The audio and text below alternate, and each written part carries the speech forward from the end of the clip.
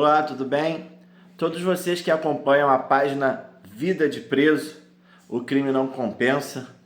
É um prazer estar aqui com vocês hoje, conversando um pouquinho sobre os aspectos da ressocialização no Brasil. A temática da ressocialização, ela se manifesta desafiadora a partir do momento em que a gente depende de uma compreensão sobre o ponto de partida do que é ser um sujeito ressocializado. Afinal, o que é ser um sujeito socializado? Quais são os aspectos que possam ser considerados válidos para a gente ter como ponto de partida que aquele sujeito foi sociabilizado ou não? Bem, para quem não me conhece, meu nome é Samuel Lourenço Filho, eu sou um ex-presidiário que falo sobre prisão. E hoje eu venho aqui discutir um pouco sobre essa questão da ressocialização a partir da perspectiva do que se exige para que seja considerado um sujeito socializado, né? Um grande desafio que a gente encontra hoje é não reconhecer que qualquer pessoa, independente da idade que tenha, né, sobretudo a partir da juventude, da infância, da adolescência, já da fase adulta, melhor, ela já é considerada uma pessoa sociabilizada. É óbvio que há uma série de negações de direitos que vão dificultar um pouco dessa interação, mas não dá para negar que não houve resquícios ou estruturas que concedessem a esse sujeito em questão a condição de sociabilidade. Ele foi socializado. Ele tanto foi socializado que aderiu práticas do convívio social que o conduziram para a empreitada criminosa. Até porque há de se considerar que o crime é um fato social. Então a gente percebe que o ponto de partida para a reflexão sobre a ressocialização se dá pelo alargamento dos limites sobre o que é ser um sujeito socializado. E a partir da prisão, o que se espera para que esse sujeito seja ressocializado. O que vai traçar como característica para que a gente consiga identificar aquele cara, o sujeito é ressocializado. Eu, por exemplo, né? Cara, o Samuel é um sujeito ressocializado. A partir de que fator eu posso ser considerado um sujeito ressocializado?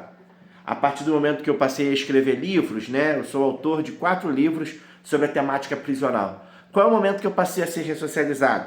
Quando eu ingressei na universidade, consequentemente passei a usufruir o direito de poder ser contemplado com o ensino superior, né? A partir da prisão eu prestei vestibular e fui cursar a Universidade Federal do Rio de Janeiro.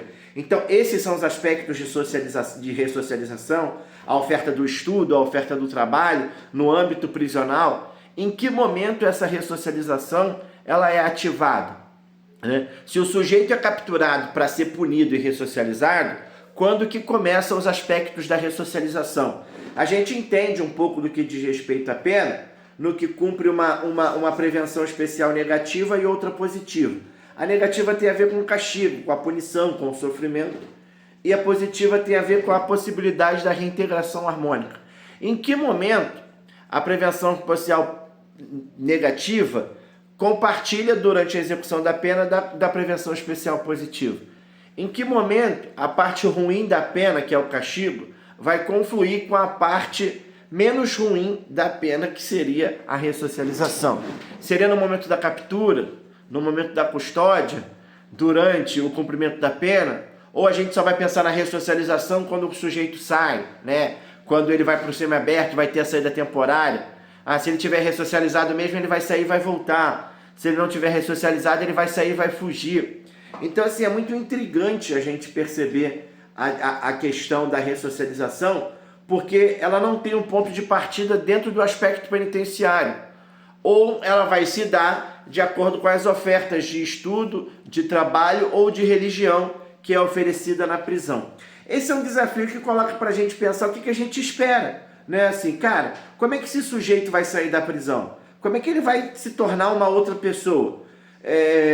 E quais são os elementos que dão condição para ele se tornar uma outra pessoa? É isso que a gente espera do sujeito? Que ele aprenda uma formação escolar, que ele tenha habilidades profissionais e que possivelmente possa desfrutar de alguma atividade religiosa e daí sim possa ter o carimbo que o condiciona na possibilidade de ressocialização. Então é uma coisa que a gente precisa perceber, né? Eu conheço pessoas que durante o cumprimento da pena estavam lá bimestralmente acenando o livramento condicional, a prisão albergue domiciliar por monitoramento eletrônico, que continuavam em suas empreitadas criminosas. A diferença é que eles não foram presos novamente e nem foram flagrados em nenhum tipo de ilícito durante o cumprimento da pena. Então, atestaram com o seu cumprimento integral da pena que eles foram sujeitos ressocializados. E, na verdade, não é isso. É assim, só não foi flagrado. Existem pessoas que nunca passaram por escola, nem por trabalho dentro da prisão, e que hoje continuam com a sua vida digna aí em relação à família, à casa, trabalho, mas que na prisão não participaram de nenhuma atividade ressocializadora. O que seria a perspectiva desse sujeito que não quer nada dentro da cadeia? Alguém que não quer ser ressocializado? Seria isso? Então é muito importante a gente perceber que o tema da ressocialização ele é complexo. Sobretudo, a que momento ele inicia, ao que pode ser considerado sociabilidade ou socialização e o que se espera para o retorno social desse sujeito. E vale destacar que essa questão do retorno social ela também é complicada, porque o sujeito não retorna para a sociedade como se ele estivesse em outro planeta. A prisão faz parte da sociedade. A prisão é um elemento constitutivo da sociedade. A prisão, a violência, né? Há intérpretes que percebem que a violência é um aspecto da civilização. Consequentemente, a gente tem na prisão também a possibilidade de percepção, que é um componente da sociedade. Então, assim, ele não vai retornar para a sociedade, ele está na sociedade.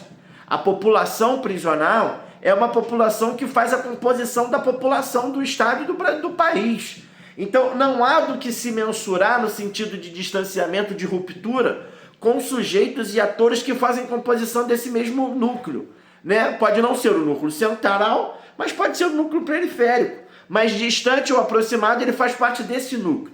Então, a reinserção social, a reintegração social, a ressocialização, ela é um aspecto que figura um eventual distanciamento que não existe. A prisão faz parte da cidade, o preso faz parte da cidade, o socializado faz parte da cidade, faz parte da prisão. E quando a gente busca a ressocialização desse sujeito, a gente tem um outro desafio. Não seriam elementos constitutivos da convivência social que possivelmente poderiam enveredar esse sujeito pelo crime? Ou seja, ser ressocializado não é ser e estar apto para cometer outros crimes?